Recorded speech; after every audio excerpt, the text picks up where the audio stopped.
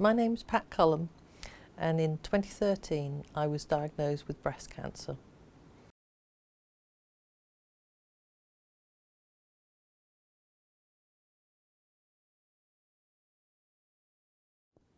Before I started the chemo, I knew there'd be hair loss. So I went through, I had long hair, below shoulder length hair, and we had a hair cutting party. My niece and my sister and my daughter came, and we sat in the conservatory, and they cut my hair to sort of like a short bob. So after the first chemo, I'd got this short hair, and I'd wake up in the morning and there'd be strands of hair on the pillow. A little bit shocking to start with, but it was just a few pieces come out now and then. And every time I washed my hair, a few more would come out and be clogging up.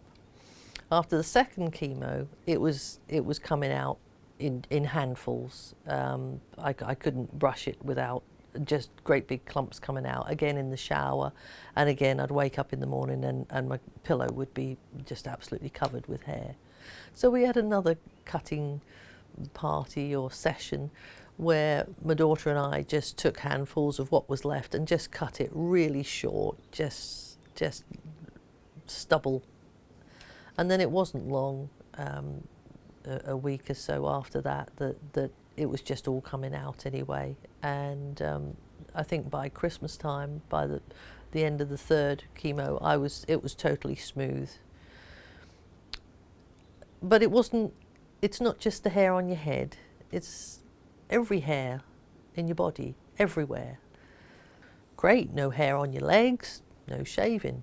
No hair on the armpits, no shaving. That was okay, that was a bonus maybe on that. Easy to have a shower, no hair to wash. But what they don't tell you is, and what you don't see when you're watching movies with somebody playing a cancer patient, is the eyebrows. The eyebrows go completely. The eyelashes, gone. Nose hair, gone. So if I sweat, the sweat ran straight into my eyes. No eyebrows or eyelashes to stop it. If I went outside, the slightest bit of dust in my eyes, there was nothing to block it. Nose dripping, no hair to stop it. Now you could wear a cold cap. Some women wore a hat that was, I don't know if it had ice in it or something, but was cold, that could help stop the loss of hair. Well, I wasn't too worried about that. But however, I did wear the mitts, cold mitts, and cold things to go on your feet that were like ice packs, and it was to prevent your nails falling off, really, because one of the things that can happen is your nails go black and you lose your nails.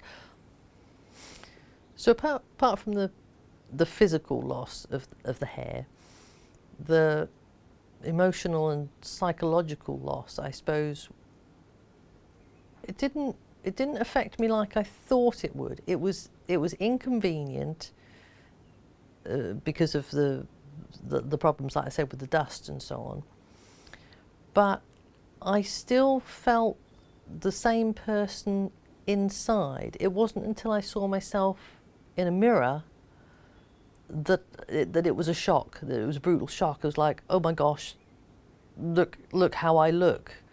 And actually at the time, I don't think I was worried about how people saw me, but I think now, for my husband and daughter to have to look at me every day looking like that must have been tough.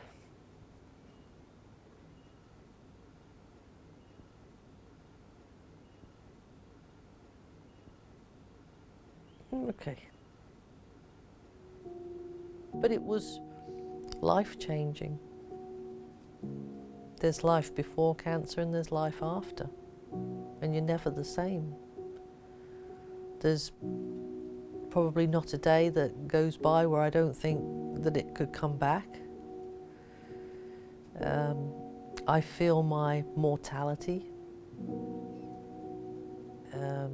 Part of me thinks that I won't live as long as I'd like to live because of the cancer. It's changed and affected so many things in my body. It changed priorities of what's important and what isn't. Things around me aren't as important as they used to be. People are. I think that's probably the biggest, and maybe I'm more cynical, perhaps. I don't know. But I've never felt like this epiphany, like some people say, oh, I'm still alive today. I must have some higher purpose or something. I don't feel like that. I've not done anything outstanding with my life since. My daughter and I ran the race for life and raised some money shortly after my treatments. I don't know. Don't know what to say, really.